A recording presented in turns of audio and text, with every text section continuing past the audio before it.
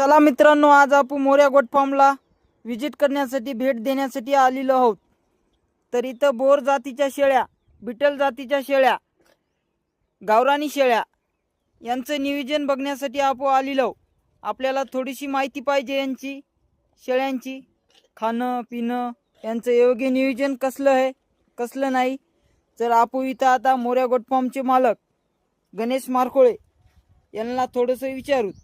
Sir, आम्हाला थोडीशी माहिती सांगसान यांचं नियोजन आणि माहिती सांगायचं जर झालं तर आपण सकाळी उठलं तेव्हापासून आपलं चालू होते कामकाज.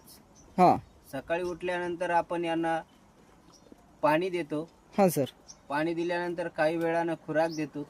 हां सर. खुराक दिल्यानंतर थोड्या वेळानं अजून पाणी देतो.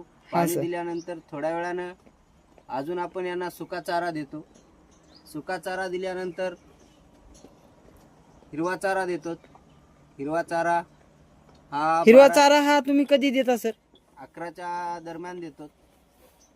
दुपारी पाणी वगैरे पाणी ठेवलेलंच असते. खुराकाच्या वेळेला फक्त आपण पाणी यांच्यासोबत ठेवत नाही, जेणेकरून खुराक खाल्ल्यानंतर शेळी फुगू शकते, त्यामुळं आपण त्यांना देऊ शकत नाही. म्हणजे ते खुराक खाऊन पाणी पितात ना? हां, त्यामुळं आपण पाणी बाजूला ठेवतो आणि खुराक चालू झाल्यानंतर 1-1.5 तासाने परत त्यांना आपण पाणी ठेवतो. सुका चारा देतो. सुका चारासोबत पाणी पितात. सुका चारा दिल्यामुळं डायजेशन सिस्टम यांची व्यवस्थित राहते. म्हणजे तुम्ही दिवसातून किती वेळेस चारा गिरा? आपला 3 टाइम चारा असतो. हां. सकाळी 9 वाजता सुका चारा, दुपारी 11 ते 12च्या दरम्यान ओला चारा, त्याच्यानंतर अजून एक 3 ते 4 या टायमाला एक ओला चारा. आणि यांना कोणता चारा जास्त आवडतो? चारा आवडण्याचं सांगायचं झालं तर असं काही नसतं की आपण आपल्या पद्धतीने दिला पाहिजे की वेट गेनसाठी त्यांच्या फायदेसाठी कुठला चारा आहे, या पद्धतीने आपण चारा देतो. यांचं वेट वाढवण्यासाठी कोणता चारा आहे सर योग्य? वेट वाढवण्यासाठी याच्यासाठी आपण तुती आहे, त्याच्यामध्ये नेपियर गवत आहेत. हां सर. मक्का, क्रॉस मक्का, त्याच्यामध्ये आपण यांना टाळक्या देतो. अशा आदलून बदलून मेथी घास आहे.